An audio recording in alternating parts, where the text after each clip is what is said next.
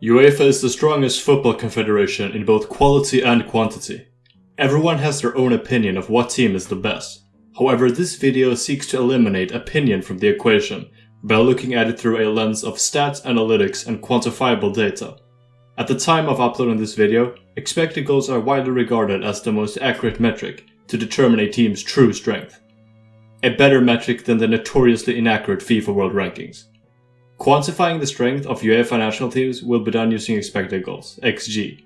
Specifically, XG in 2019 European Qualifiers. A solid metric that will also be critically analyzed in this video. Through the words of Opta, expected goals XG measures the quality of a shot based on several variables such as assist type, shot angle, and distance from goal.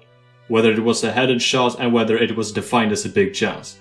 Adding up a player or team's expected goals can give an indication of how many goals a player or team should have scored on average given the shots they've taken.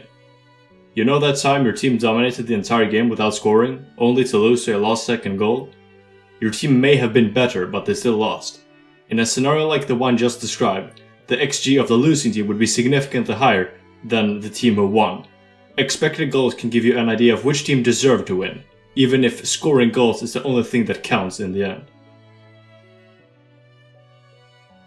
XG does not reflect the state of a match, meaning if a team obtains an early lead, they could choose to play more defensively, which could result in the opposing team creating many low XG chances that give them a higher XG despite them being the weaker team. The Champions League final between Liverpool and Tottenham is a prime example of this. Because the Reds scored early, they opted to focus more on counterattacks and defense. If the match remained 0-0 for longer, Liverpool would have played more offensively. XG, however, does not take this into consideration. Tottenham's XG was higher, but most people would agree Liverpool were the better team. Also, XG does not account for a defender's position when a shot is taken. A shot from a certain area has the same XG, regardless if 0 or 5 players stand between the ball and the goal. Quantifying the strength of UEFA national teams requires numbers. This chart displays every nation that participated in qualification for the 2020 UEFA European Championship. XG4 is the number of goals a team scored per game on average. XG against is the number of goals a team conceded per game on average. XG difference is XG4 subtracted by XG against. Oddities on the chart will be analyzed further down. Not all, but the most interesting ones.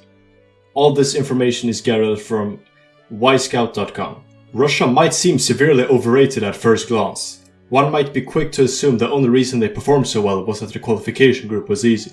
But you must keep in mind that they were in the same group as Belgium. So it was not an accident that they are ranked so highly, even though it's unlikely they are the best team in Europe like their XG difference suggests. Switzerland might also seem to be ranked too highly. Denmark and the Republic of Ireland, also in their groups, are good teams though. And also, let's not forget Switzerland came 4th in the 2019 UEFA Nations League. Denmark appears overrated at first, until you realize they have not lost a game in 90 minutes since October 2016. This is, of course, no accident. Denmark are really good.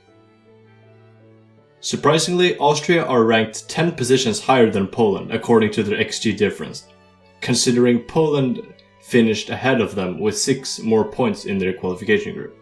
This could be an indication that Poland has gotten luckier in their matches. Austria should expect an upward trend, whereas the opposite is true for Poland. Seeing Germany and the Netherlands ranked so low perhaps completely kills any credibility XG had.